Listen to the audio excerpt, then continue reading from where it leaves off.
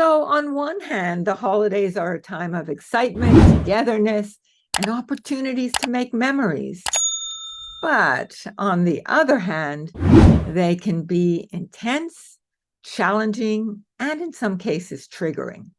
So, here are some ways to make it through and come out smiling on the other side. So, the first one is decide in advance. Look over your calendar and figure out all the prep time that you will need for last minute gifts, meals, shopping for meals, airport pickups, all the little things that inevitably come up. Say no to double booking yourself or running yourself ragged. Make your well being a priority, even during that intense time. Number two is say yes to relatives and friends lending a hand to help with food shopping, dog walking, or even preparing a dish. It's fun to get together in the kitchen and cook together. Most people feel good and purposeful about doing little errands or even helping prepare stuff. Put people to work. And if there are people who have experienced some loss over the last year, consider including them in your, inner crew, if you will, and, make them feel that they, are important to the whole festivities, the whole time together. Next, and this is one that I really love, is allow for differences in perspective. So if you know that someone else has the polar opposite view on life, on politics, on climate, on education, on world conflicts, whatever, there are so many categories. And there are so many families that have differing views on things, which can be a powder keg if it's not managed. Dr. Samantha Boardman recommends, and I entirely agree with this, aim for smaller areas of agreement and reframe with the other person's values. So wrapping your message in terms of their values is far more persuasive than trying to bang them over the head with your morality. In other words, look for things that you agree on, and build from there. It's not necessarily the time to decide what is right and what is wrong. Let that be I don't know, you could say a no politics zone or a no whatever zone during those few days, and you can make those ground rules. I have done it, and it works out pretty well. Number 4 is reduce present pressure.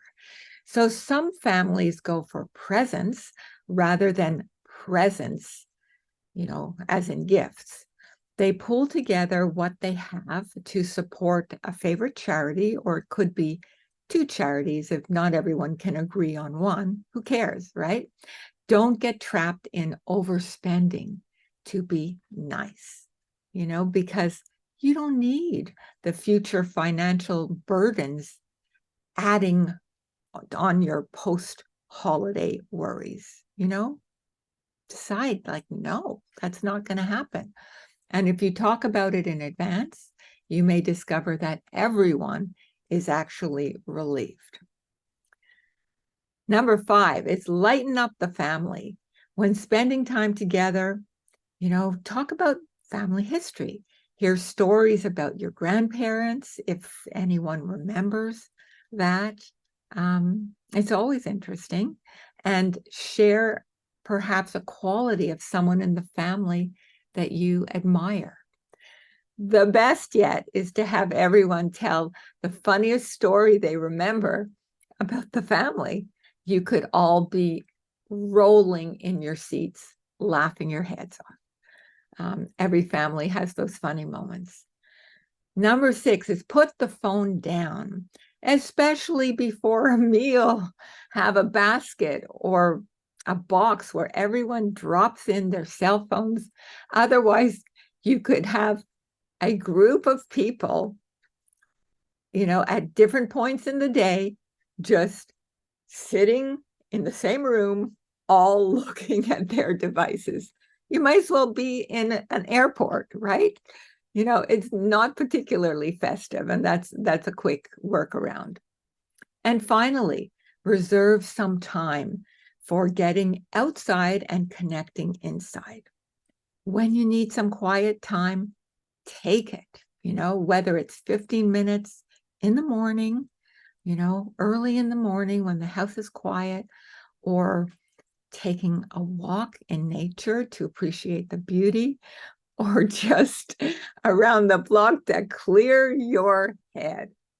Take some time to recenter, to re-energize, and remember that it's not guaranteed that everyone will be together next year or the next. So be on the lookout for the laughter, for the special moments, and actually take like a snapshot to just put in your mind, and you will be able to savor that long after the holidays are past. So I hope you can use some of these, and we have so many more coming down the line.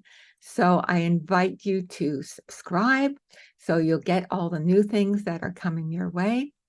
And, wishing you just a wonderful, stressless holiday season. And as always, sending you so much love. See you next time. Bye for now.